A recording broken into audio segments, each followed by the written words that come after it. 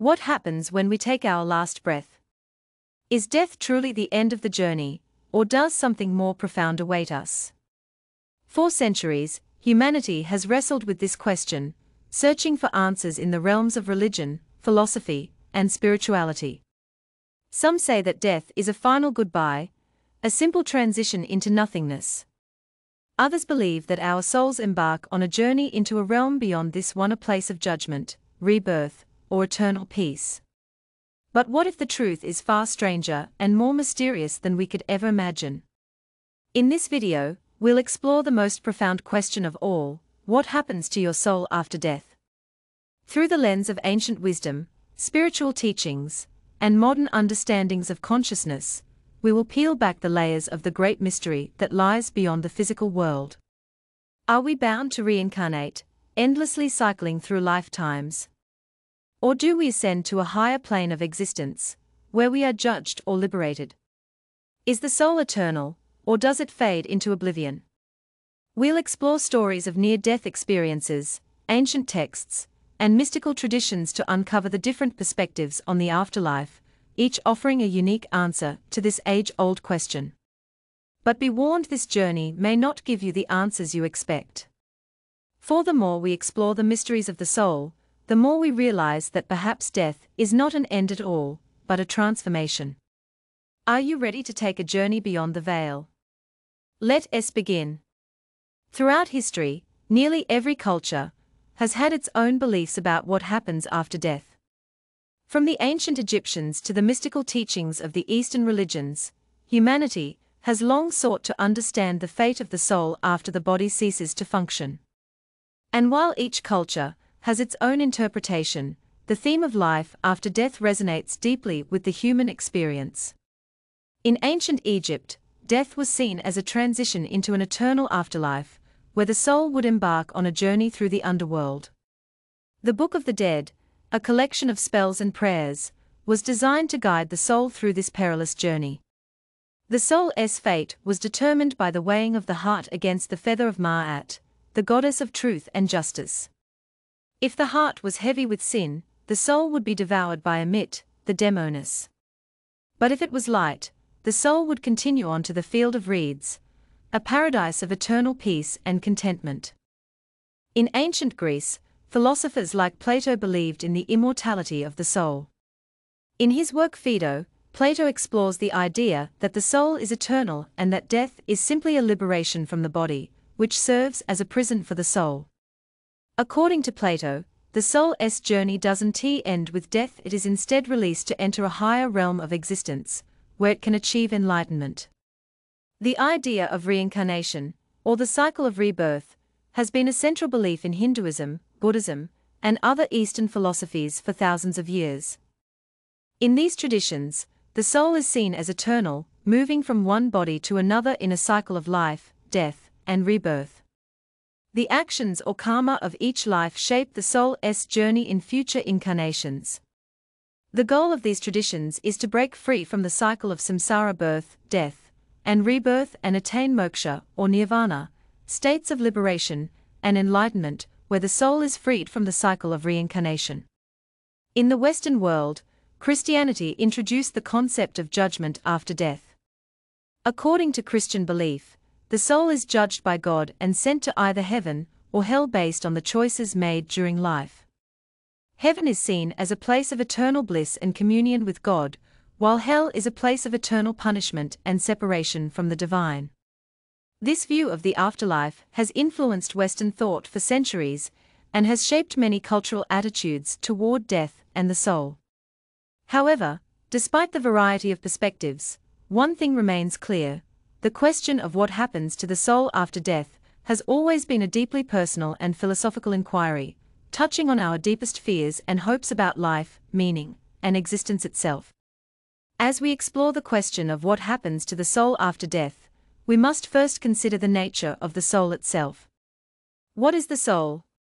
Is it simply a product of our consciousness, or is it something eternal that exists beyond our physical bodies?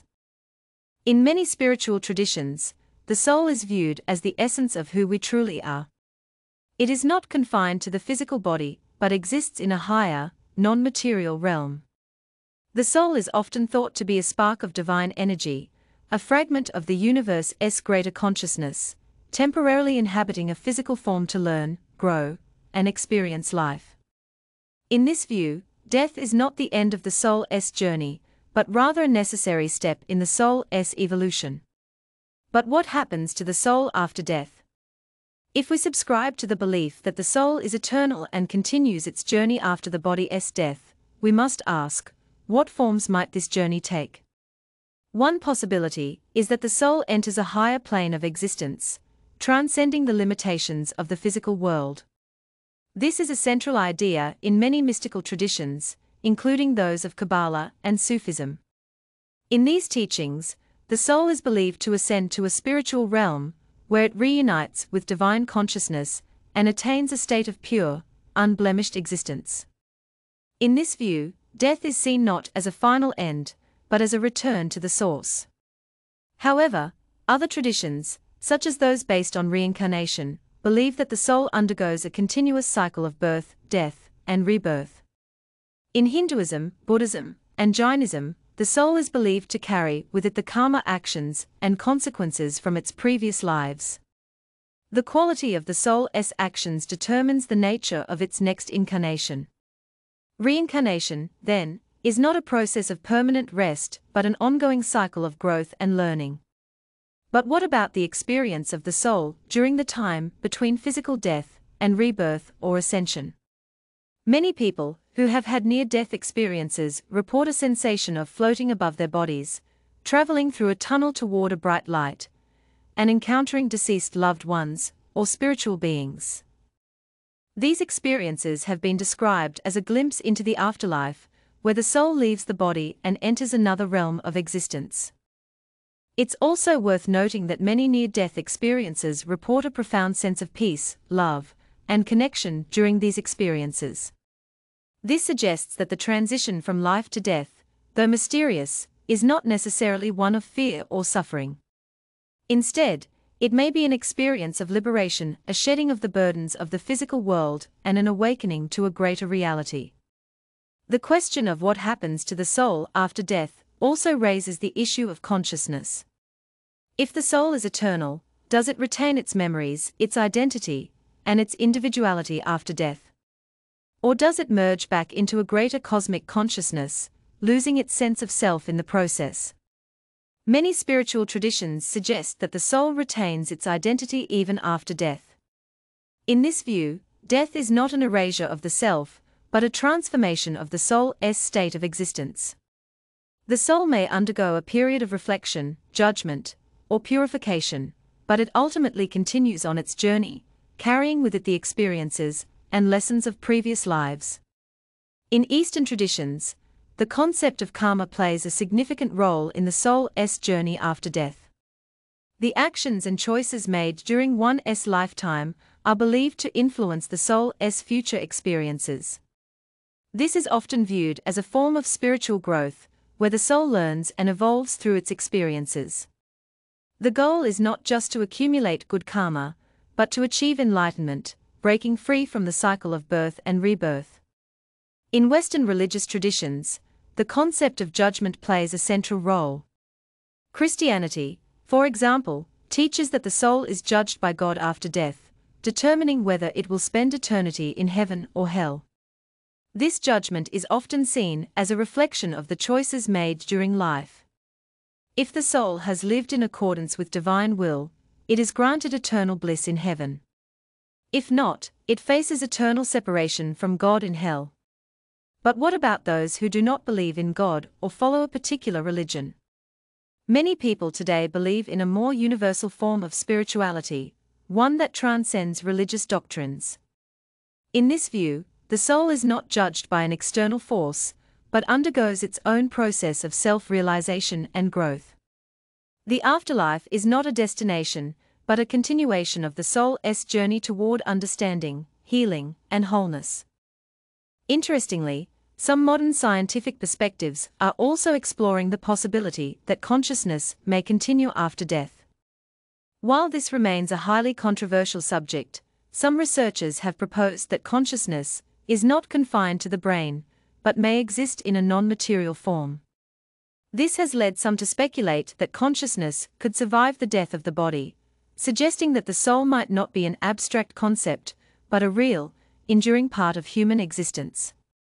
While the idea of the soul's journey after death is a deeply philosophical and spiritual question, it also has practical implications for how we live our lives today. Our beliefs about the afterlife can influence the way we approach death, our relationships, and our spiritual practices. If we believe in the immortality of the soul, it can offer comfort and solace during times of loss. Knowing that our loved ones are not truly gone, but have simply transitioned to another state of existence, can ease the grief of their physical departure. Many cultures have rituals and ceremonies to honor the dead, recognizing that the soul's journey continues beyond the grave. These practices help to keep the connection between the living and the dead alive, fostering a sense of continuity and belonging. Additionally, the idea that our actions in this life have consequences for the soul's future can encourage us to live with more intention and compassion. If we believe that our choices shape the course of our spiritual journey, we may be more motivated to live a life of kindness, self-awareness, and growth. Whether we see this through the lens of karma, divine judgment, or personal evolution, the idea that our souls are on a journey of development can guide us toward making more conscious decisions in our daily lives. Finally, the question of the soul's journey after death can inspire us to explore our own spiritual practices. Whether through meditation, prayer, or reflection, taking time to connect with the deeper aspects of our being can help us prepare for the inevitable transition that comes with death. By cultivating a sense of inner peace and understanding, we can approach death with a sense of acceptance and grace, knowing that the journey of the soul is an eternal one. As we reach the end of our exploration, we are left with more questions than answers. What happens to the soul after death? Is it a journey of transformation, rebirth, or ascension? The truth is, we may never know for sure. But one thing is clear: the journey of the soul is not bound by the limitations of time and space. It is a journey of growth, discovery, and evolution that extends far beyond this lifetime. Whether you believe in reincarnation, ascension, judgment, or something else entirely, the question of the soul's fate is a deeply personal one. It calls us to reflect on our lives, our choices, and the greater mysteries that lie beyond the veil.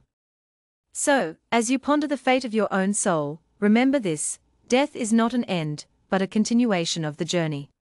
The soul is eternal, and its story is far from over.